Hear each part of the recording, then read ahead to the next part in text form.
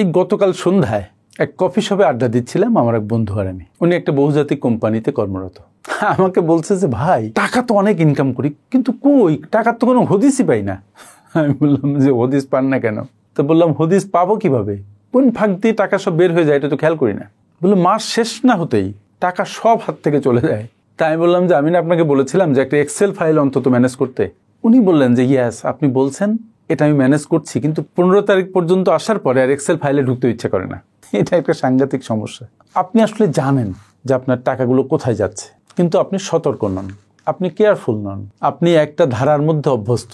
আর্থিক ম্যানেজমেন্ট তো আপনি কখনো করেন নাই, আমরা কখনো এই বিষয়টার মধ্যে দিয়ে যাই নাই। ফলে আমি যদি আমার আয়ের ব্যবস্থাপনা না করি তাহলে টাকার ধর্মই হচ্ছে শুধু বের হয়ে যাওয়া। এটা পাখির মতো উড়াল দিবেই। So you need to be careful. টাকা কিন্তু পাখির মতো উড়াল দিয়ে আপনার পকেটে আসে না, কিন্তু পাখির মতো উড়াল দিয়ে পকেট থেকে শুধু বের হয়ে চলে যেতে চায়। সো আপনাকে পাখিটার পায়ে বেড়ে দিতে হবে, আপনার টাকাটাকে বাঁধতে হবে, এবং সেজন্য আপনার মনকে শক্ত করতে হবে, আপনার মনকে রেডি করতে হবে, এবং মূলত আপনাকে কয়েকটা দিকে ফোকাস করতে হবে। আমি একে একে বলবো, পারলে আপনি লিখে নিন। প্রথমত আপনি যে কাজটা করবেন সেটা হচ্ছে অপ্রয়োজনীয় খরচের দিকে গভীর মনোযোগ দিবেন।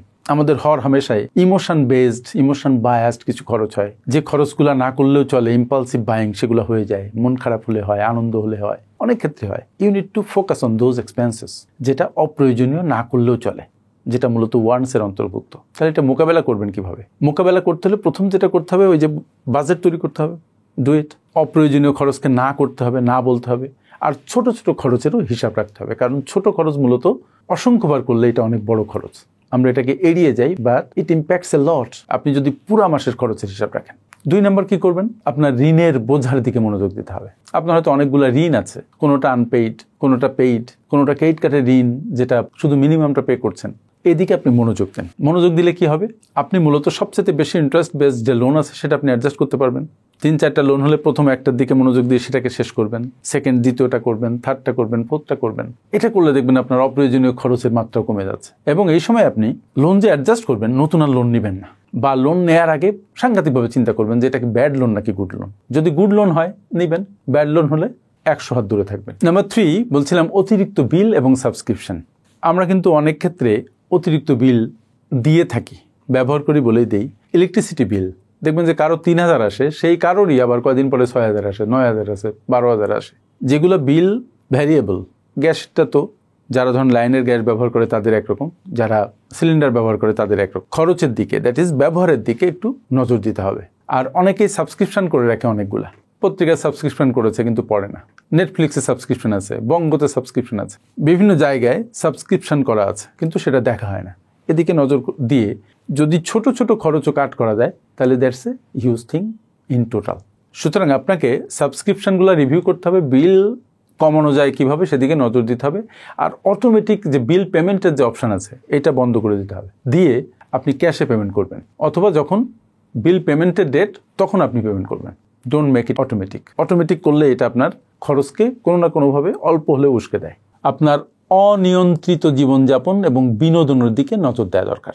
আমাদের জীবন কোনো কোনো ক্ষেত্রে অনিয়ন্ত্রিত হয়ে উঠেছে বর্তমান সময়, বিশেষ করে যেমন প্রতি সপ্তাহে সিনেমা দেখা, রেস্টুরেন্টে যাওয়া, ফ্যামিলি নিয়ে আউটিংয়ে যাওয়া, বন্ধুবান্ধবদের সাথে আড্ডায় খরচ করা, এগুলো একটা কালচারের মতো হয়ে গেছে। যেহেতু আপনি খরচ কাট করতে নেমেছেন, সুতরাং এখানে আপনি একটু কেয়ারফুল হবেন।